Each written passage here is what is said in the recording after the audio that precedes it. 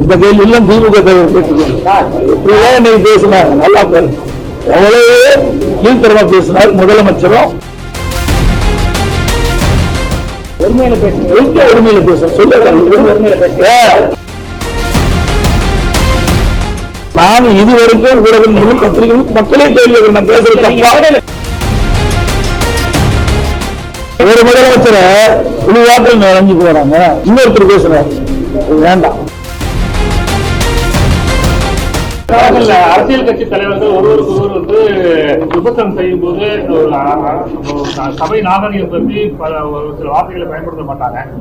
இப்ப இருக்கிற கடந்த 3-4 ஆண்டுகளாக விமர்சனங்கள் பெயர்ல கடுமையான அரசியல் கட்சி தலைவர்களை கடும் விமர்சனங்களை உருவாக்குவது ஏற்றுக்கொள்ள அரசியல் நல்லதா? இந்த கேள்வி எல்லாம் திமுக கேட்டுக்கொண்டு இப்படிதான் இன்னைக்கு பேசினாங்க. நல்லா பாருங்க எவ்வளவு கீழ்த்தரமா பேசினார் முதலமைச்சரும் ஒரு துணை முதலமைச்சர் எப்படி பேசுறான்னு உங்களுக்கு எல்லா ஊடகத்திலும் இருந்த நான் அப்படி யாரையும் பேசுவேன். எந்த இடத்துலயுமே நான் மரியாதை குறிச்சா பேச மாட்டேன். உரிமையில பேச சொல்ல பொதுவா இருக்கிறீங்களா நான் பொறுப்பில்லை. என்னை பத்தி தான் நான் பேசுறேன். எந்த இடத்துல நாங்க இதுவரைக்கும் ஊடகங்களும் பத்திரிகைகளும் மக்களே கேள்வி நான் பேசுறது தப்பா? மேடையில் பேசும்போது அதாவது சில நேரத்துல வேகமா பேசுகிற பொழுது ஒரு நீங்க அது தவறு நீங்க எடுத்தீங்களா? என்னை பற்றி எவ்வளவு நல்லா கேளுங்க. குழுவாட்டம் கூண்டு போனோம் இதான் பேசுறது. ஒரு முதலமைச்சரை குழுவாட்டம் நுழைஞ்சு போறாங்க. இன்னொருத்தர் பேசுறாரு வேண்டாம். உதயநிதி என்ன பேசுறது? உதயநிதி அவர்கள் என்ன பேசுறாங்க?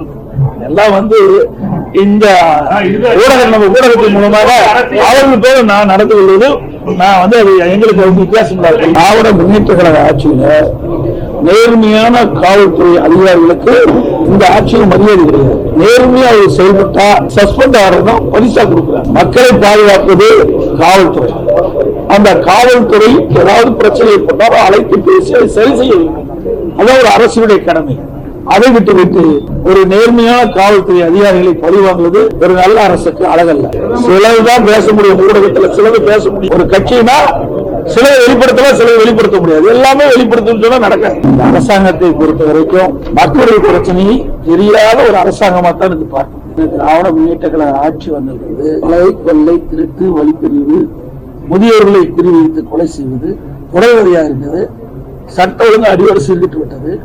நான் பலமுறை சட்டமன்றத்திலும் பேசியிருக்கிறேன், ஊடகத்தின் வாயிலாக வெளிப்படுத்திருக்கின்றேன். அதே இந்த அரசு கடுமையான நடவடிக்கை எடுக்காத காரணத்தினால, சரியா சட்ட ஒழுங்கை பராமரிக்காத காரணம், இன்றைக்கு குற்ற செயலில் ஈடுபடுகிறவர்களுக்கு காவல்துறை கொண்ட சிறியளவு அச்சம் இல்லை. நாங்கள் எப்பொழுதுமே ஆளுகின்ற கட்சியாகவும் சரி, எதிர்கட்சியாகவும் சரி, தமிழ்நாட்டு மக்களுக்கு ஏற்படுகின்ற பிரச்சனையை அவ்வப்போது மத்திய அரசுக்கு தெரிவித்துக் கொண்டுதான் இருக்கின்றோம். அதில் எந்த குறைபாடும் கிடையாது. திராவிட முன்னேற்ற கழக அரசு அமைந்த பிறகு பல்வேறு திட்டங்கள், அனைத்து இந்திய அண்ணா திராவிட முன்னேற்ற கழக ஆட்சியை கொண்டு வரப்பட்ட பல்வேறு திட்டங்களை கைவிட்டுட்டாங்க. கேள்வி கேட்கறதுக்கு போது நீ சிந்தித்து கேட்டிருக்கலாம், யார் செஞ்சது? திராவிட முன்னேற்ற கழகத்தில் இருக்கின்ற ஒரு சட்டமன்ற உறுப்பினருக்கு சம்பந்தப்பட்ட மருத்துவமனையில் நடைபெற்ற சம்பவம், சாதாரண நடக்கின்ற சம்பவம் வேற. திராவிட முன்னேற்ற கழக அங்கு வைக்கின்ற ஒரு சட்டமன்ற உறுப்பினருக்கு சொந்தமான இடங்களில் நடைபெற்றதாக எல்லா பத்திரிகை செய்தியும் பார்த்தோம். அதைத்தான் நான் குறிப்பிட்டோம். நிறைய வித்தியாசம் இருக்கு.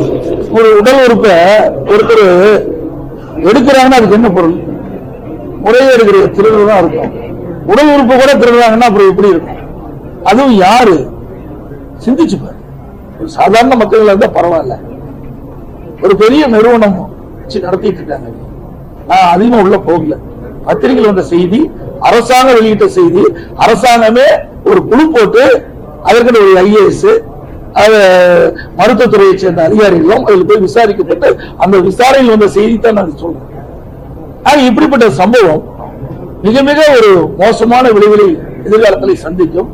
ஏழை எளியவர்கள் அவர் குடும்பத்தினுடைய வறுமையை அதை பயன்படுத்தி இப்படிப்பட்ட நிகழ்வு நடப்பது உண்மையாலே வருத்தத்தும் வேதனையும் அளிக்கும். இன்றைக்கு காலகாலமா திராவிட முன்னேற்ற கழகம் இன்றைக்கு நேற்றைக்கு ஆரம்பிக்கப்பட்ட கட்சியில காலகாலமாக வேற அண்ணா காலத்திலிருந்து ஆரம்பிக்கப்பட்ட ஒரு கட்சி. அந்த கட்சி உறுப்பினர் சேர்க்கின்ற பொழுது தானாக பொதுமக்கள் ஆர்வமாக உறுப்பினர் சேர்ப்புதான் எல்லா கட்சியுடைய வழக்கம் தமிழ்நாட்டில் அப்படித்தான் நடைமுறையில் இருக்குது, திமுகவில் அப்படித்தான் நடைமுறையில் இருந்தது.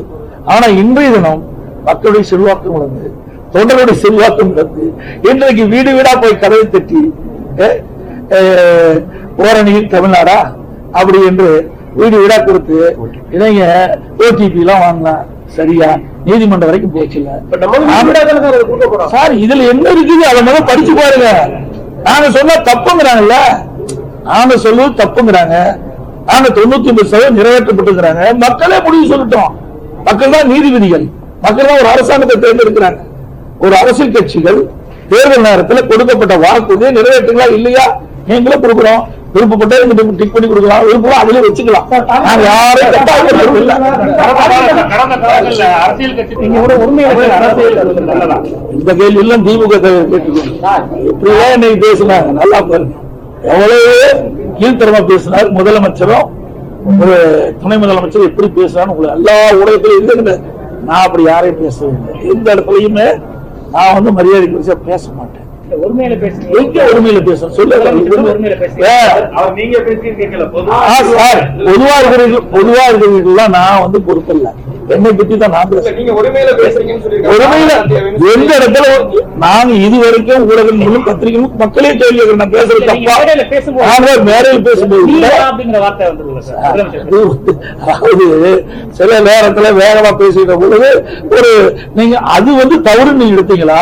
என்னை பற்றி எவ்வளவு நல்லா கேளுங்க. குழுவாட்டம் கூண்டு போனோம் இதான் பேசுறது. ஒரு முதலமைச்சரை குழுவாட்டம் நினைஞ்சு போறாங்க. இன்னொருத்தர் பேசுறாரு, அது வேண்டாம். உதயநிதி என்ன பேசுறாரு, திரு உதயநிதி அவர்கள் என்ன பேசுறாங்க எல்லாம் வந்து இந்த ஊடகத்தின் மூலமாக அவர்களுக்கு நான் நடந்து கொள்வது நான் வந்து அது எங்களுக்கு வந்து வித்தியாசம் அனைத்து ஊடகங்களுக்கும் பத்திரிகை